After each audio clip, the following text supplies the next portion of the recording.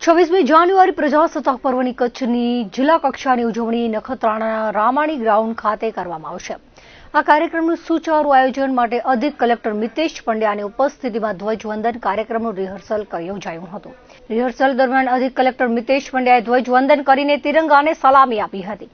Police, home guard અને GRD દ્વારા આયોજિત પરેડનું નિરીક્ષણ કરીને અધિક કલેક્ટરે અધિકારીઓને જરૂરી માર્ગદર્શન પૂરું પાડ્યું હતું।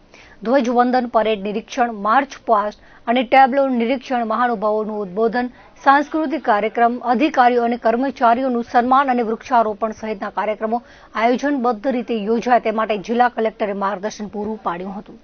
વિવિધ શાળાઓના વિદ્યાર્થીઓ દ્વારા રજૂ કરવામાં આવેલી સાંસ્કૃતિક પ્રસ્તુતિને અધિક કલેક્ટરે નિહાળી હતી। કાયદો અને વ્યવસ્થા જળવાઈ રહે તે માટે આયોજનની વિગતો મેળવી હતી।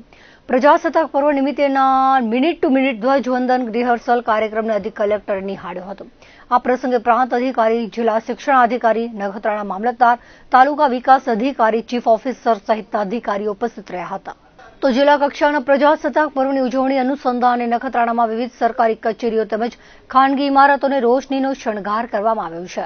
પૂર્ણેશ્વર મહાદેવ, મોટા યક્ષ મંદિર સહિતના ધાર્મિક સ્થાનોને પણ તિરંગાની રોશની લગાવાઈ છે। સુરાબાપા હિલ ખાતે ધ્વજની સાથે રોશની પણ લગાવાઈ છે। સમગ્ર જિલ્લામાં આ પ્રમાણે રોશનીના શણગાર સાથે રાષ્ટ્રીય તહેવારની ઉજવણી થઈ રહી છે।